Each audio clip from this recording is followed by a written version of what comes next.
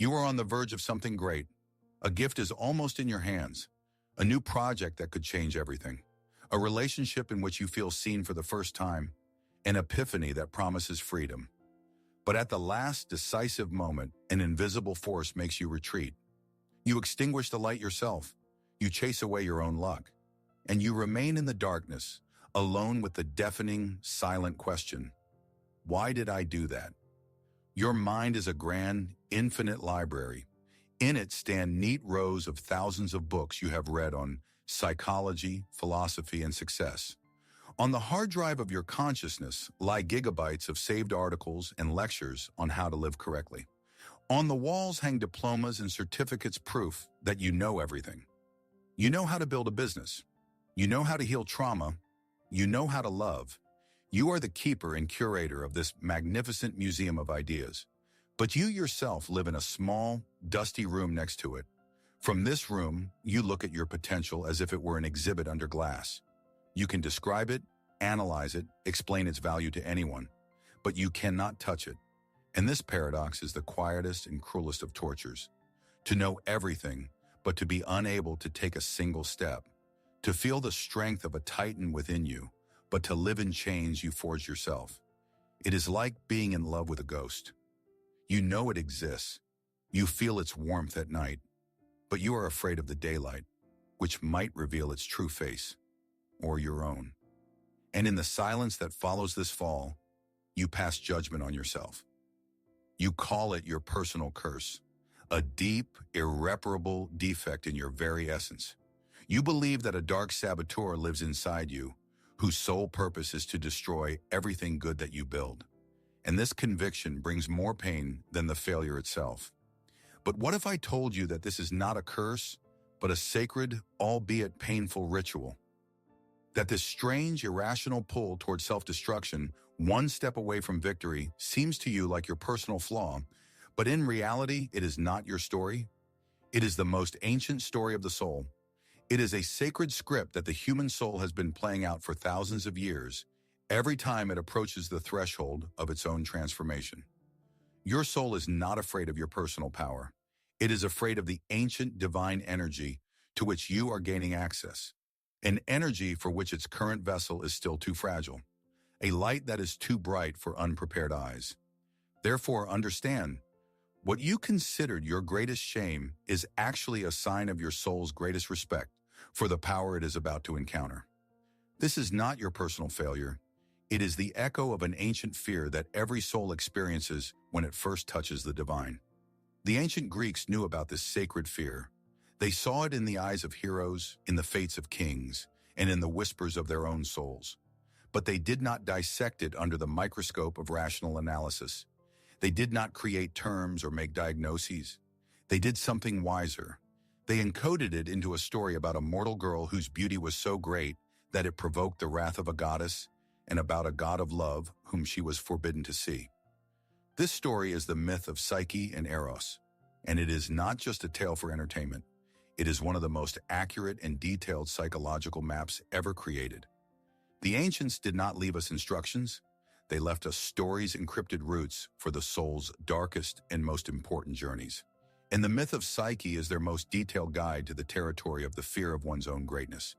Today we will take this ancient map. We will learn to read its symbols, its rivers, its mountains, and its monsters. We will use it to find you, your pain, and your irrational fear on it. We will not simply listen to the story. We will look for ourselves in it to understand why you retreat when you stand on the threshold of your real life. We will not just retell this story. We will live it together. Step by step, trial by trial, we will walk alongside Psyche. And in her fate, you will see your own as in a mirror. And I promise you, by the end of our journey, you will understand the hidden, wise logic of your self-sabotage. You will learn why your soul makes you retreat from success, what sacred trials it asks you to pass before accepting your gift.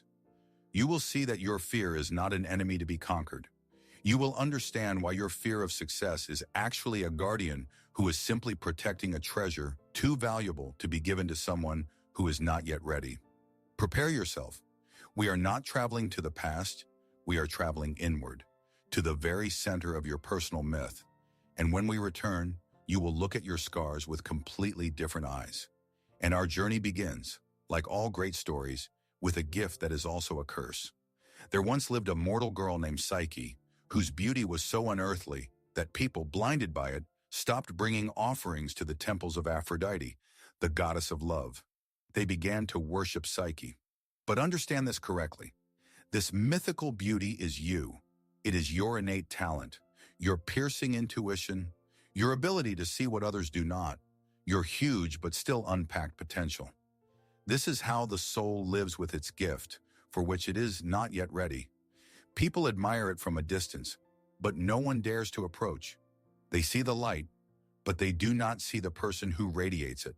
And the soul itself does not know what to do with this power. It is a gift that feels like loneliness. And this loneliness, this worship from afar, eventually provokes the wrath of the gods, the wrath of life itself, which demands that the gift not just be an object of admiration, but be lived. An enraged Aphrodite demands that Psyche be given in marriage to a terrible monster. The oracle confirms the will of the gods, and Psyche, dressed in wedding clothes as if for a funeral, is left on a clifftop. But instead of death, a gentle wind lifts her and carries her to a mysterious palace. There she is served by invisible servants, delighted by unearthly music, and at night a mysterious husband comes to her. He gives her all the tenderness in the world, but sets one single unbreakable condition. She must never see his face. This is how your big project or new relationship begins. In the dark, by touch, in blissful ignorance. You receive the fruits, but do not know the source. You feel love, but do not see the face of the lover. You live in paradise, but this paradise is anonymous. This is that ideal, initial phase when you are in love, not with reality, but with your projection. You enjoy the inspiration, but have not yet faced the hard work. You are charmed by your partner, but have not yet met their shadow. It is a golden cage of unconscious bliss, where the soul receives the gifts of its potential, but is not yet ready to take responsibility for it. But the soul cannot live in darkness forever, even if that darkness is full of tenderness. Sooner or later, it will demand light, even if that light is the fire of a conflagration. And this fire is brought by Psyche's sisters. Learning of her wonderful but strange life, they come to visit, and their hearts are filled not with joy, but with black envy. They are not just characters. They are the very voice that you know so well. It is the voice of your inner critic. It is the whisper of social fears that sounds in your head at 3 a.m. How can you trust what you cannot see, they whisper. You must know. You must control. What if he is not a god, but a terrible monster who is just fattening you up to devour you later? You are living a lie. You must see the truth, whatever it may be. The poison of doubt penetrates Psyche's heart. Blissful ignorance turns into agonizing torture, and she decides. But this is not just an act of curiosity. It is the ego's rebellion against mystery, a desperate attempt to turn a miracle into a fact that can be measured and controlled. At night, when her mysterious husband falls asleep, she prepares a weapon, an oil lamp to see, and a dagger to kill if her worst fears are confirmed. She creeps to the bed. Her hands tremble. She lights the lamp. And the light snatches from the darkness not a monster, but the most beautiful creature she has ever seen. It is Eros himself, the god of love. The dagger falls from her weakened fingers. She is stunned, paralyzed by this divine beauty. But in this moment of shock, the lamp in her hand tilts, and a single drop of hot oil falls on the sleeping god's shoulder. This is the burn of a premature, unprepared realization. Eros awakens from the pain. He sees her, sees the lamp, sees the betrayal. And before disappearing, he utters a phrase that becomes a sentence. Love cannot live where there is no trust. And in that same instant, both he and the magical palace and the gardens disappear. Psyche is left alone, in complete darkness, on the bare rock where it all began. Paradise is lost. This is a tragedy, but it is also the first necessary step toward true maturity, because consciousness is born in fire. And this fire first burns everything that was dear to you. The myth falls silent here for a moment, and in this silence it asks a question, not to Psyche, to you. Stop for a moment and remember. Remember the moment when you lit the lamp, The project you abandoned when it began to transform from a beautiful dream into a reality, with its responsibility, its weight, its frightening scale. Remember the relationship you destroyed, frightened by its true depth, when you realized you were truly loved, and this gift seemed unbearable. Remember the chance you refused because it was too good to be true, and you decided it was better to refuse it yourself than to wait for it to be taken away. What did your sisters whisper to you at that moment? What specific voice of doubt sounded in your head? The voice that said you must control everything, that you cannot trust a miracle? The voice that whispered that you were unworthy of such luck and soon it would all be exposed? Or the voice that cynically assured you it was a trap and it was better to strike first? What specific fear made you prefer the familiar pain of emptiness to the unfamiliar anxiety of possession? And remember the deafening silence that followed. The silence in your workshop when the tools fell silent. The silence in your home when your loved one left. The silence in your soul when the light of hope went out. Remember that return to the bare rock when the magical palace of your potential disappeared and you were left alone with the consequences of your mistrust. This is the moment when paradise is lost, and this is the moment when the real journey begins. And if you recognize yourself in this story, it is no accident. Because as Carl Jung taught, this story does not take place on Olympus. It takes place inside you, right now. For Jung, myths are not just fairy tales. They are the dreams of humanity. They are collective dreams in which our common human psyche plays out its most fundamental conflicts, fears, and aspirations. A myth is not an allegory to be solved. It is an inner psychodrama that unfolds in the soul of every person on the path to wholeness. Each character in this myth is not a historical figure, but a living force acting in the theater of your own soul. Let's assign the roles. Psyche is you. It is your conscious I, your ego. The part of you that learns about the world, makes decisions, and feels like a separate personality. At the beginning of the myth, she is naive, led, and unaware of her true strength, just like our ego before it has encountered the depths of the unconscious. The mysterious Eros, her invisible husband, is your vast but unrealized potential. In Jungian psychology, this is your connection to the self, the center of your personality, your true divine I. Why must he remain invisible? Because the self is always infinitely greater than the ego can comprehend. The ego's attempt to see and control the self prematurely is like looking at the sun without protection. It blinds and burns. And finally, the envious Aphrodite. On one hand, she is the archetype of the great mother in her terrible, devouring aspect, the force that does not want to let her child go into an independent life. This can be real people who are envious of your gift, and society, which demands conformity to norms. But on a deeper level, which is important for us, Aphrodite is your own shadow. It is that part of your psyche that demands you pass trials before you can accept your gift. Her cruelty is the cruelty of a wise teacher who knows you are not yet ready. She is the guardian of the threshold who will not let you pass to your greatness until you prove you can withstand it. And so, when Psyche, our ego, loses her divine gift, she falls under the power of the shadow, under the power of the vengeful Aphrodite. Crushed by grief and despair, she comes to the temple of her tormentor and voluntarily gives herself into slavery, ready to do anything to regain her lost love. And the shadow gives her the first, most important task on the path to wholeness. Aphrodite, with a gloating laugh, leads her to a giant mountain of mixed grains. Everything is jumbled together here: smooth lentils, rough barley, round wheat, and tiny dust-like poppy seeds. Here, says the goddess, sort this pile. Separate each seed from the other. If you do not finish by sunset, death awaits you. And Psyche looks at this mountain. The task is absurd. It is impossible for one person. She looks at the millions of these tiny, tangled lives, and she is overcome not with determination, but with a complete paralysis of will. She simply sits on the ground and weeps silently, unable to even begin. And at this moment, the myth looks through the centuries directly at you.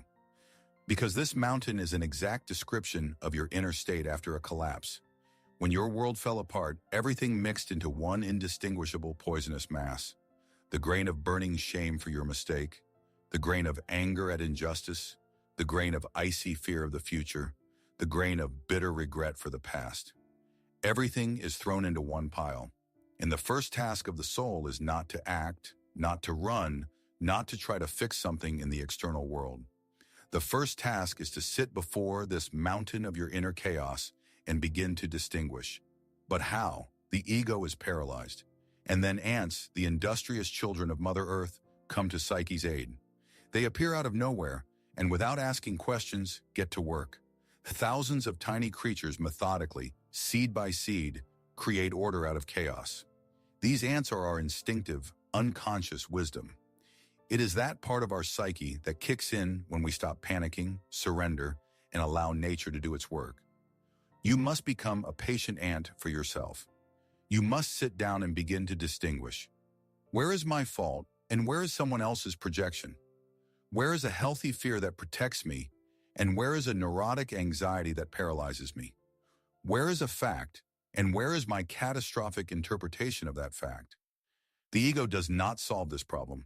It only creates the silence in which the solution finds itself. Psyche does not sort the mountain. She is merely present as the mountain sorts itself.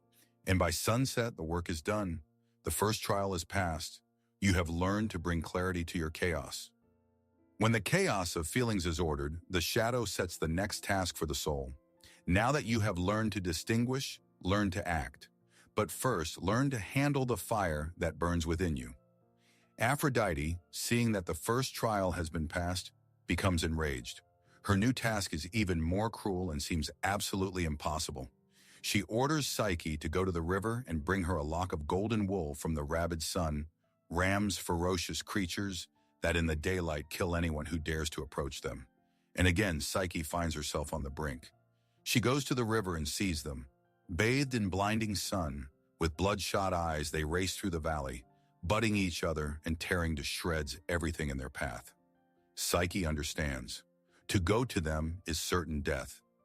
These rams are not external enemies. They are your own shadow, destructive energy in its purest and wildest form.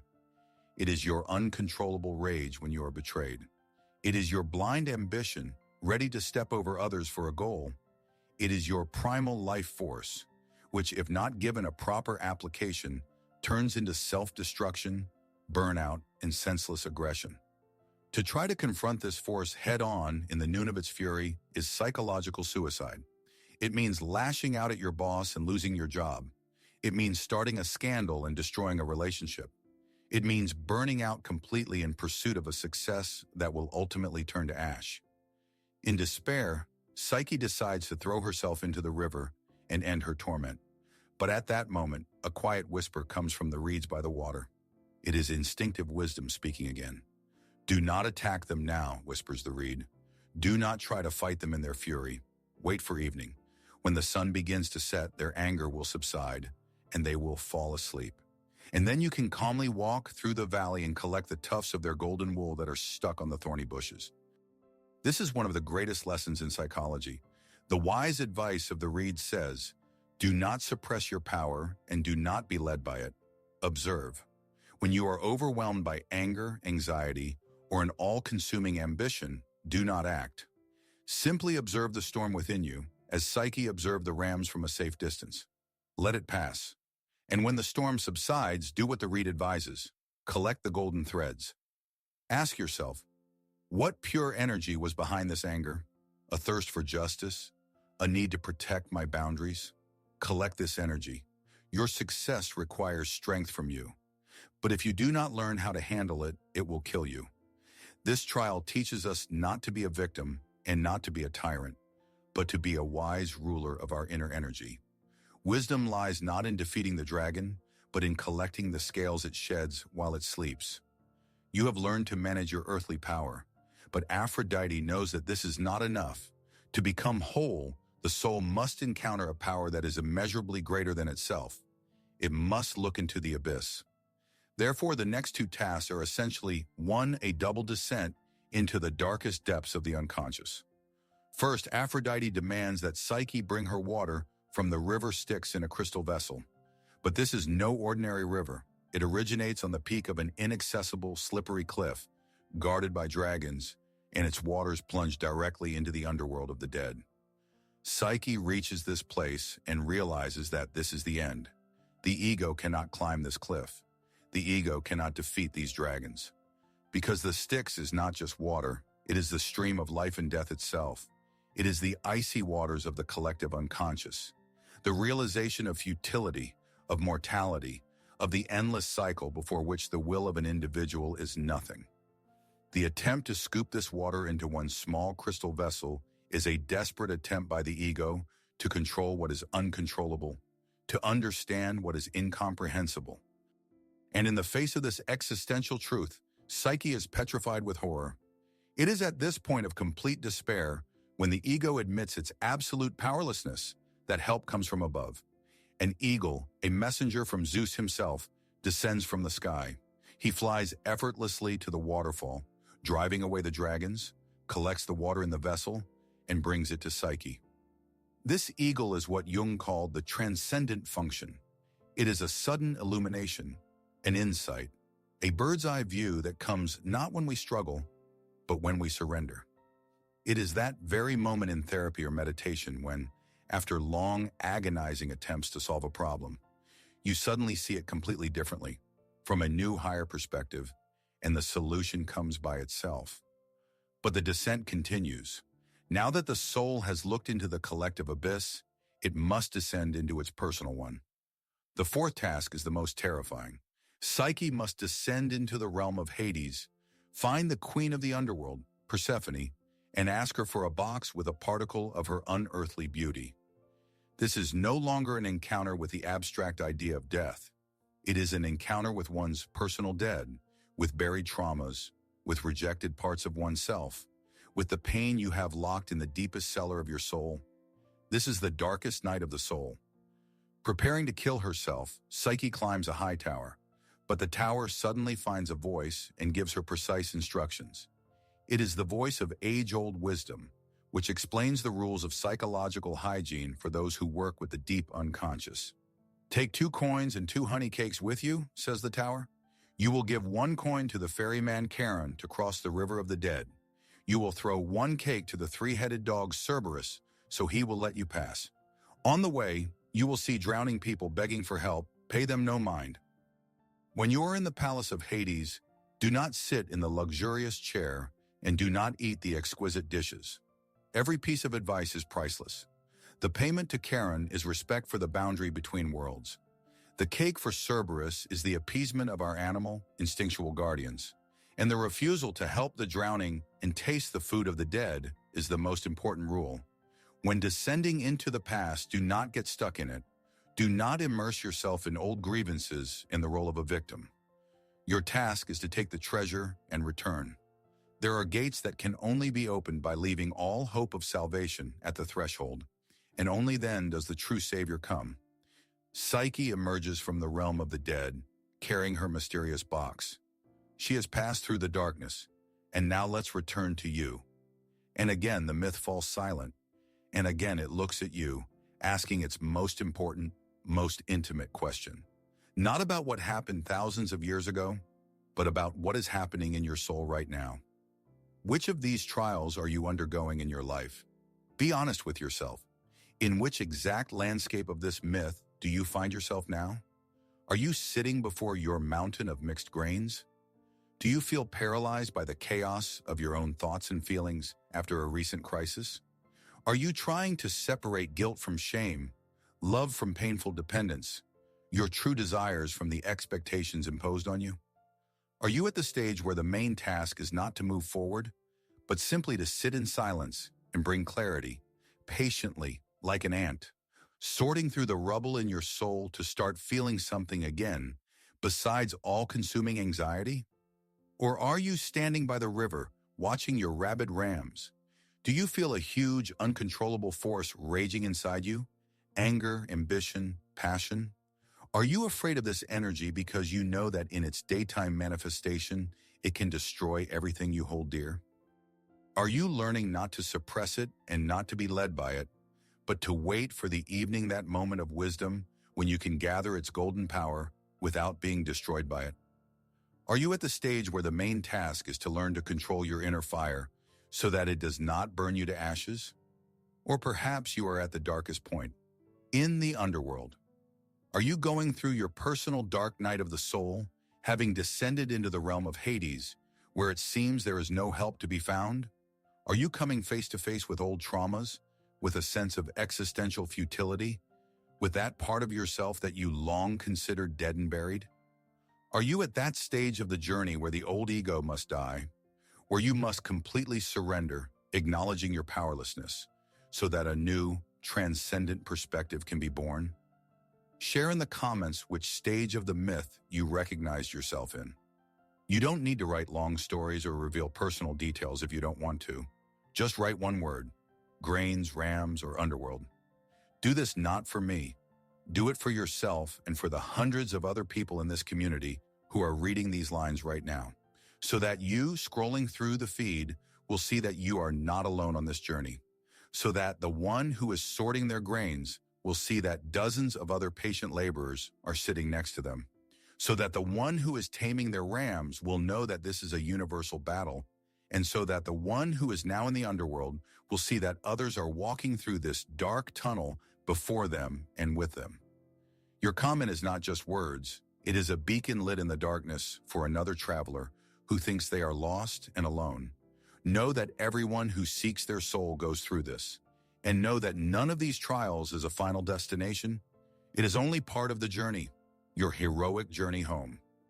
And while we are here, in the world of people, sharing stories of our trials, our heroine, Psyche, completes her final task. She comes out into the light, carrying in her hands a gift from the underworld. But another final lesson awaits her, taught not by a goddess, but by her own, still human heart. On the threshold of reunion with her beloved, she is overcome by a final pang of vanity.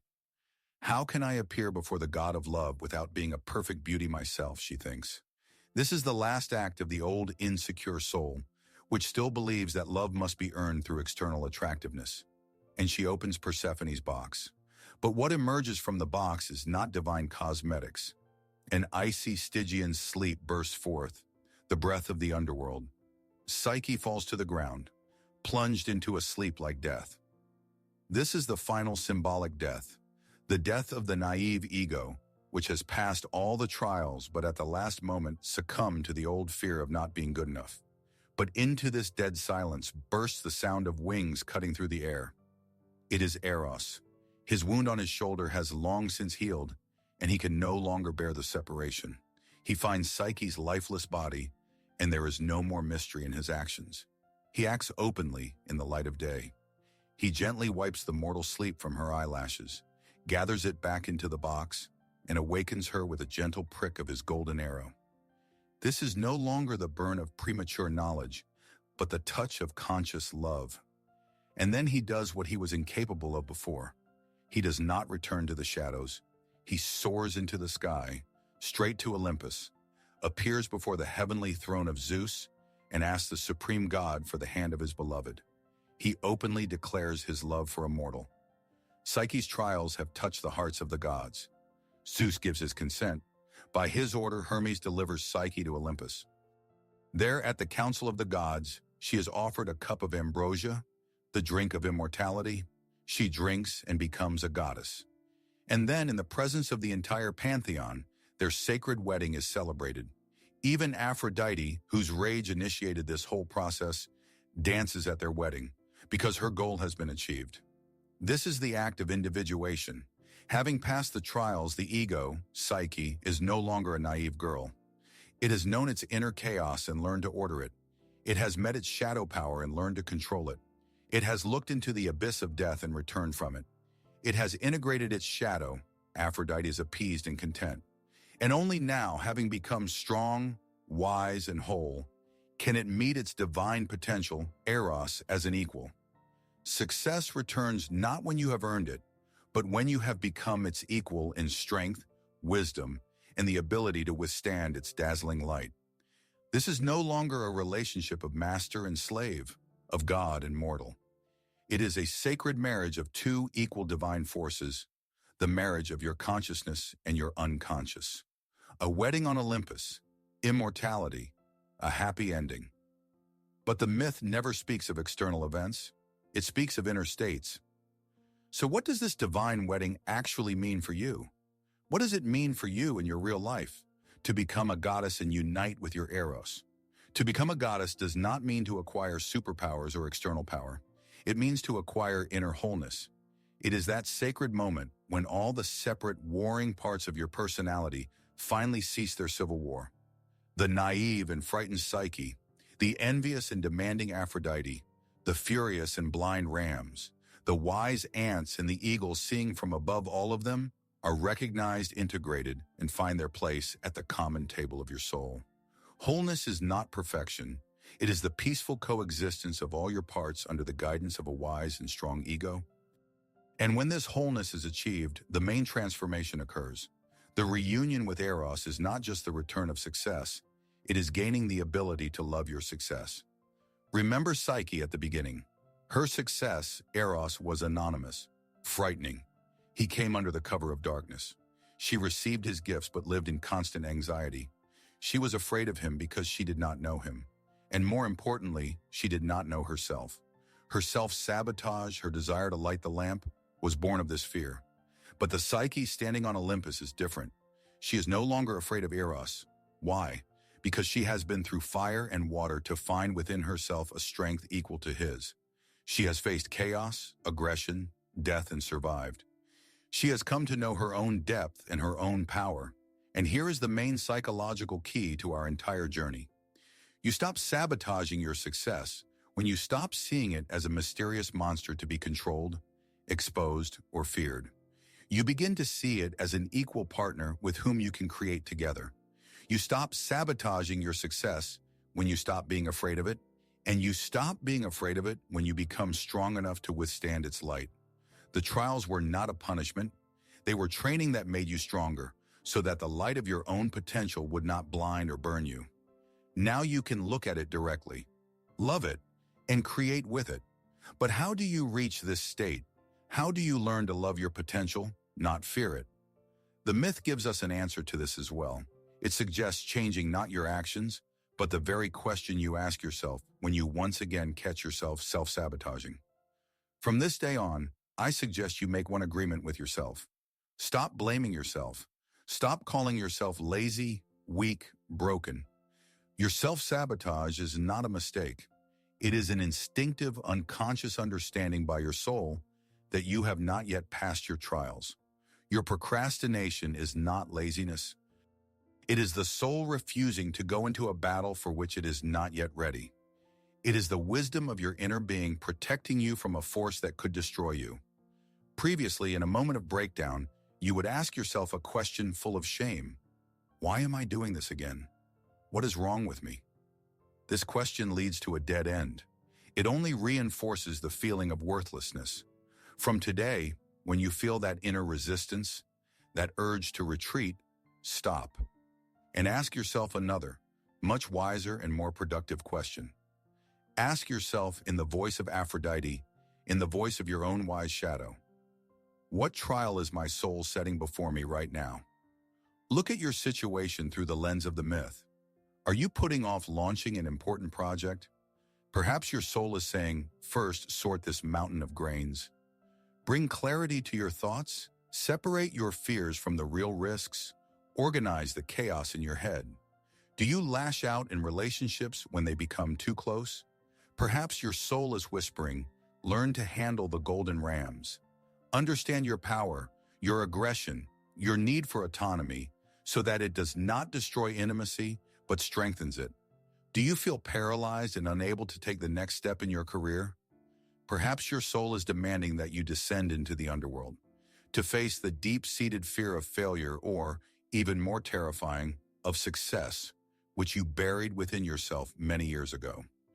Your breakdown is no longer a failure. It is a diagnostic tool. It is a signal that points precisely to the area of inner work that requires your attention. Stop fighting the symptom. Start working on the cause, your unreadiness, and then the path to your eros will open by itself. When you start asking yourself these questions, you will notice something amazing. You will realize that the main secret of this myth is that all its heroes live inside you, and your task is not to choose one of them. Your task is to become the stage on which they can all finally play their play to the end.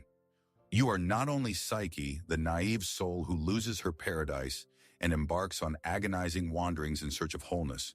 You are also Aphrodite. You are that relentless, demanding part of yourself that is never satisfied.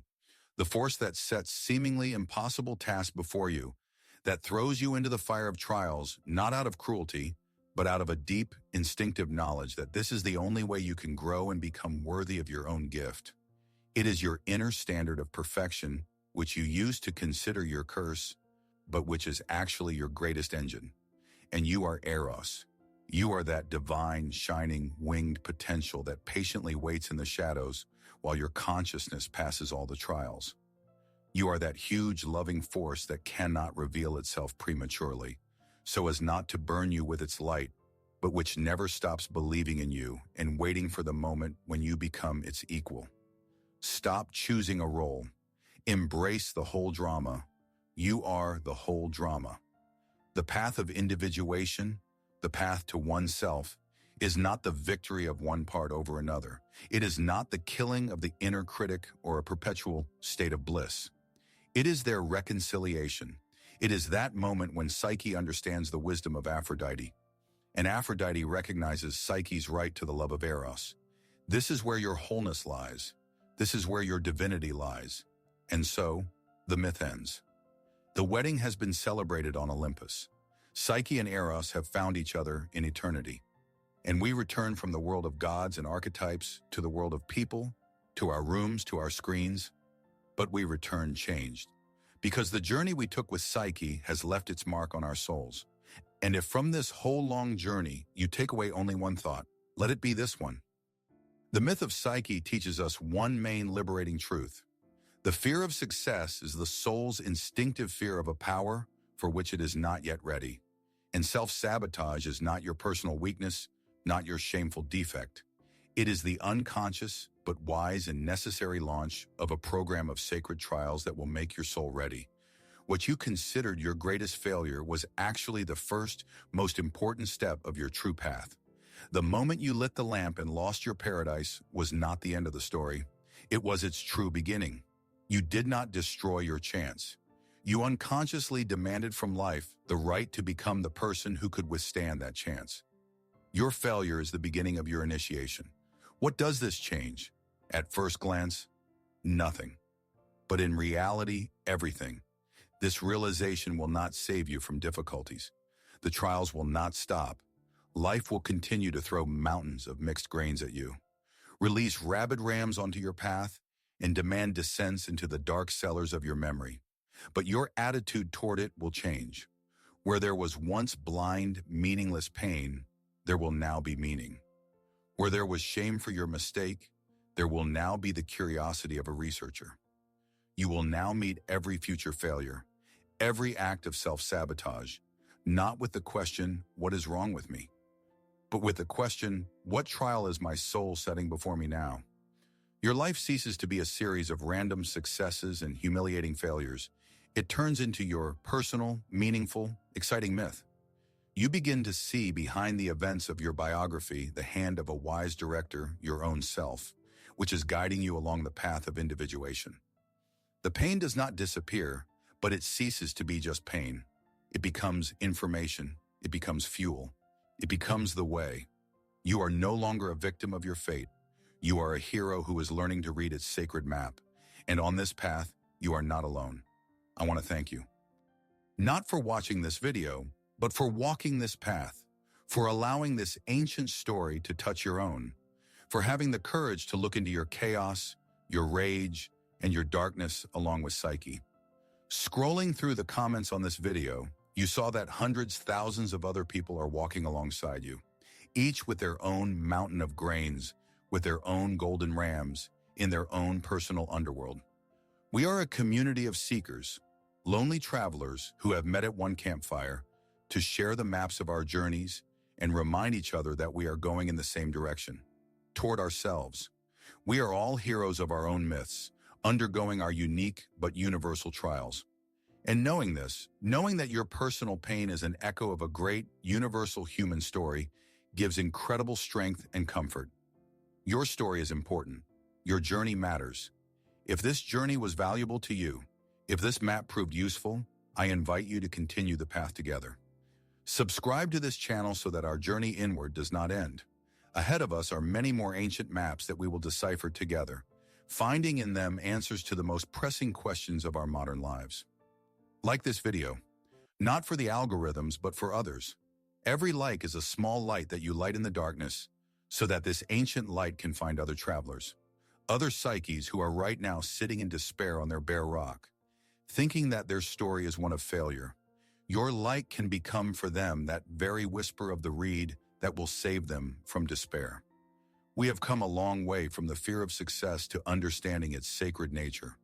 We have learned that our task is not to chase after it, but to prepare ourselves to meet it, to become stronger, wiser, more whole. Do not be afraid of your trials. Be afraid of a life in which there were none.